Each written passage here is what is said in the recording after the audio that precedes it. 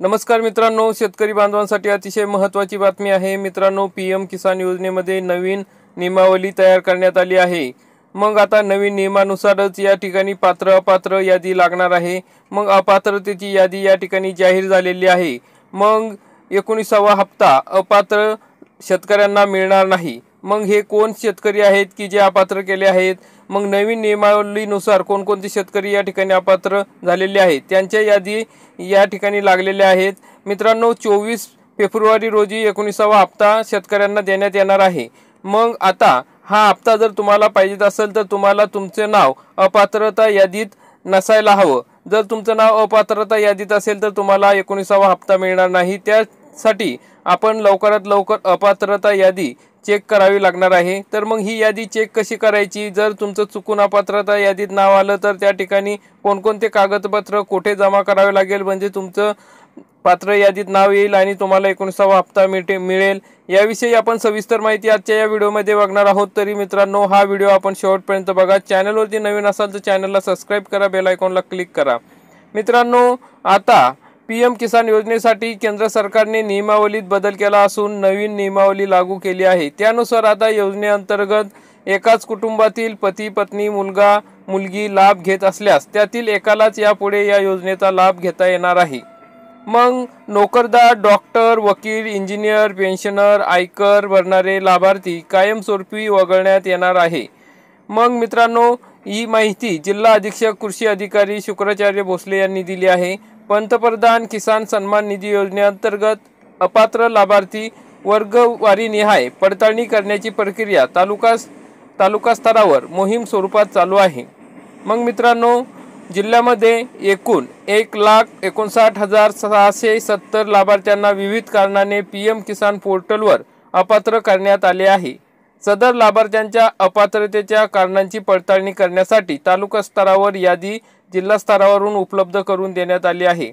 मित्रांनो, मग या ठिकाणी आता बघा, एकाच जिल्ह्यात जर 1,59,670 लाभार्थ्यांना अपात्र केलं आहे तर त्या ठिकाणी जर तुम्हाला बघायचं असेल की तुम्ही अपात्र आहात की पात्र यादीत आहात तर तुम्हाला तुमचं स्टेटस चेक करायला हवं आणि तुमचं बेनिफिशरी लिस्ट जे असते पीएम किसान योजनेच्या पोर्टलवर गेल्यानंतर तुम्हाला पीएम किसान कॉर्नर जो फार्मर कॉर्नर आहे त्या ठिकाणी गेल्यानंतर तुम्हाला या ठिकाणी ऑप्शन दिसतील। त्या ऑप्शनमध्ये तुम्ही तुमचं नो युअर स्टेटस हे चेक करू शकता आणि खाली बेनिफिशरी लिस्ट म्हणजे तुम्ही ह्या लिस्टमध्ये तुमचं नाव आहे किंवा नाही। अपात्र ठरले असेल तर तुमचं नाव या लिस्टमध्ये येणार नाही। तरी लवकरात लवकर तुम्ही या ठिकाणी चेक करा, कारण की सदर यादीमधील पात्र लाभार्थ्यांनी तालुका कृषी अधिकारी कार्यालयात क्षेत्रीय कर्मचारी यांच्यामार्फत 7/12 फेरफार 6 उतारा, आधार कार्ड, कुटुंबातील इतर व्यक्तींचे आधार कार्ड, पती पत्नी, 18 वर्षाखालील अपत्य यांचे सर्वांचे आधार कार्ड या ठिकाणी कागदपत्रे तालुकास्तरीय क्षेत्रीय अधिकारी यांच्याकडे जमा करण्यात यावीत। जे शेतकरी पात्र असूनही त्यांचे नाव अपात्र यादीत समाविष्ट आहे अशा शेतकऱ्यांनी त्यांच्या गावातील कृषी सहाय्यक यांच्याशी संपर्क साधून पात्रतेसाठी आवश्यक ती कागदपत्रांची पूर्तता तात्काळ करावी असेही आवाहन करण्यात आले आहे। मग मित्रांनो, या कागदपत्रांची पूर्तता जर तुम्ही केली तरच तुम्हाला 19वा हप्ता या ठिकाणी मिळणार आहे। अतिशय महत्त्वाची बातमी आहे। त्या ठिकाणी तुम्हाला अपात्रतेचे काही निकष दिले आहे। मग तुम्ही याच्यावरून अंदाज काढू शकता की तुम्ही जर या ठिकाणी अपात्र झाला असाल तर या समोरील जे निकष आहे ते निकष तुमच्यासाठी लागू होत नसेल तर तुम्ही या ठिकाणी कागदपत्रे जमा करून या योजनेचा लाभ घेऊ शकता। मग मित्रांनो, एकाच कुटुंबातील लाभार्थी असेल, राज्याचा रहिवासी नसलेला लाभार्थी, संविधानिक पदावरील व्यक्ती, माजी संविधानिक पदावरील व्यक्ती, केंद्र, राज्य, स्थानिक स्वराज्य संस्थेतील निमशासकीय कर्मचारी म्हणजे सरकारी नोकर, सलग 3 वर्षे आयकर भरणारे लाभार्थी, स्वतः लाभ समर्पित केलेले लाभार्थी, वयोवृद्ध, सेवानिवृत्तीधारक लाभार्थी, जमिनीची मालकी स्वतः नाव नसलेले लाभार्थी, दुबार नोंदणी असलेले, शेतीशिवाय इतर कारणासाठी वापरणारे जमीनधारक, अनिवासी भारतीय, खोट्या माहितीद्वारे नोंदणी केलेले लाभार्थी या ठिकाणी अपात्र ठरणार आहे।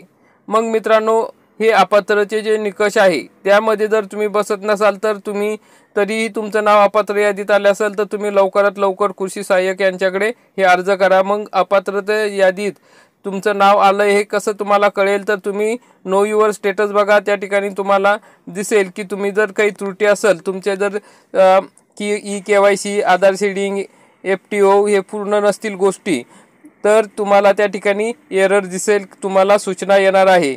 मग स्टेटसमध्ये तुम्हाला कळेल की तुम्ही पात्र आहात किंवा नाही।